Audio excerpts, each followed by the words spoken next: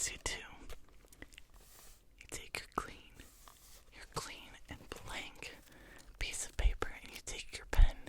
Now you must hold the pen in your hand. You must hold the pen in order to write with it. You cannot write with a pen unless you hold it in your hand. You must hold it using your thumb, your pointer finger, and your third finger. In order to write, you must hold the pen in between your fingers, and you must have it set up in order to write a note in your notebook on a clean and empty page. In order to write, you have to push the pen down. You have to push the pen down on the page in the notebook. You have to take the pen, and you have to place the tip of the pen on your notebook, on your paper in your notebook, on the clean and empty page in your notebook where you will write your notes. Once you have your pen pushed down, you have to write letters. Letters have to be written in your notebook to form words, to make notes in your notebook. You cannot write a note in your notebook without writing letters that form words. You have to open up your notebook, remember. You have to take your pen and you have to write words. The words are the notes that you want for yourself. You must learn how to write the words before you can write your notes. Once you have your words down, you can write a note to yourself. You take the pen, remember, and you put it on the page and you write a note.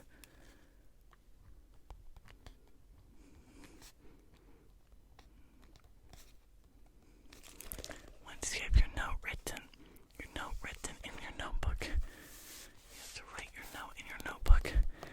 And then once your note is written, your note is now ready to be saved for an important day. You can also write more notes in your notebook. If you want to write more notes in your notebook, you must use a new line in your notebook. You must write your note on the next line in your notebook with your pen.